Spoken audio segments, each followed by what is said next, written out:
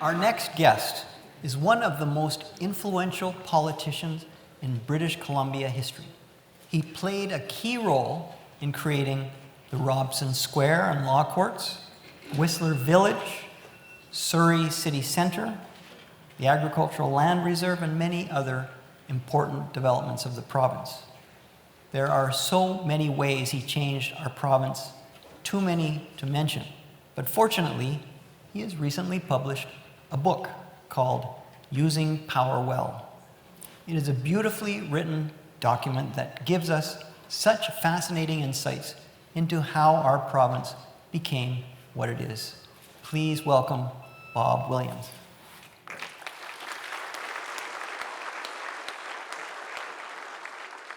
Thanks, Sam, and thank you for doing this work, which is wonderful and worthwhile, and with the people that we have and your earlier work.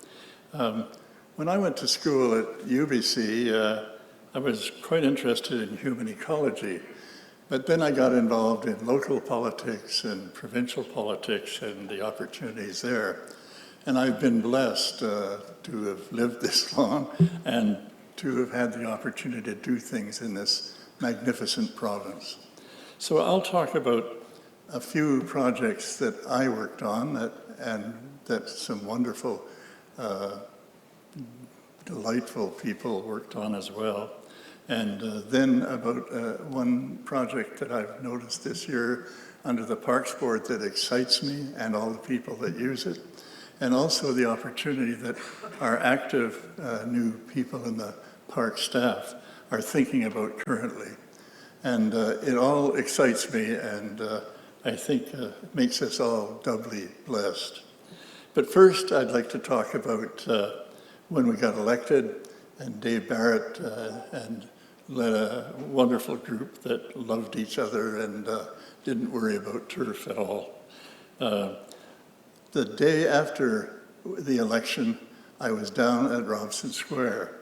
At that time, it was the Alexander Ballroom, and we'll have a slide now which shows what has happened there since slide one.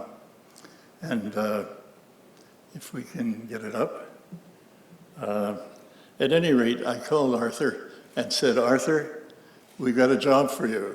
We're going to junk the $10 million plan that another architect had done, which W.A.C. Bennett had wanted. And I had no authority. I wasn't just really nobody, except that I knew everybody in the Barrett government would trust me. I said, Arthur, you're hired. And he immediately then said, Bing Tom, you're hired. Bing was in Singapore at the time. And so that picture that you see now is Robson Square during the Olympics. It became the exciting center of the city.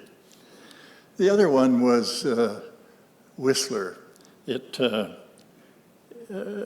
got a letter from Al Rain, who's probably our greatest ski mine in Canada. And he was worried about logging on Black Cove Mountain. And he said, thank you, that's it there.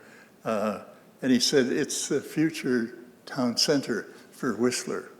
And it's this whole new mountain to be tied to Whistler. I was blown away by his capacity, as I continue to be. And he ended up becoming our ski coordinator for all of BC. And we created a resort municipality at Whistler, a special new category. And we had a lot of fun. He has since been invited by others, the Japanese investors, to come to Todd Mountain, which is now Sun Peaks, and is now our second biggest resort in Canada. And I noticed on television a while back, he was advertising, and now that he's got a convention center there, and noting that there were 25 restaurants in Sun Peaks, just out of Kamloops. He's an extraordinary talent, as Nancy clearly is. So it was good fun to get that opportunity to work with him. And he has many ideas about the future as well.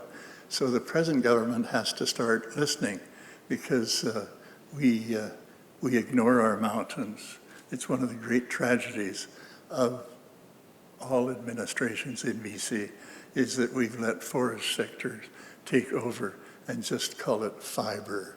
It's hard to believe that 95% of the province, our mountains, is seen as fiber, just fiber. But anyway, that was good work and we had a lot of fun doing it. And the next slide is out in Surrey. This is Old Wally. This is the magnificent Galleria that Bing Tom built when I moved into ICBC and became chair. We had concluded that Wally was an important potential center, that the truth of our region is that it's always been two major towns, Westminster and Vancouver, but now it's Surrey, and this is central Surrey, and that is the center of that burgeoning municipality that has so many things that can still be done and could be done. So it's transformed Surrey. And of course, Bing's beautiful work, they actually thought was a bit much at the time. But the mayor, Bob Boves, said, "You think it's too good for us?" And everybody slowed down and shut up. The next one is the main burden of my talk, and it's a little park that's called Rainbow Park, and it's just down the street here at Smythe and Richards. And there you get a real picture from the overview. It's the gorgeous work of a little group called Dialogue, and that's Joost Bakker and his partner since grade 9, Brady Dunlop, and two others, a landscaper and an engineer from Edmonton. But you get a sense there, this tiny city park, you come in on one way on Smythe, and you see a bit of a promontory peeking out over the sidewalk. And it's part of a bridge system that's very intricate and that really cares about kids. So they can't get through the bars or fall down or anything. And they describe this little park as 3 porches.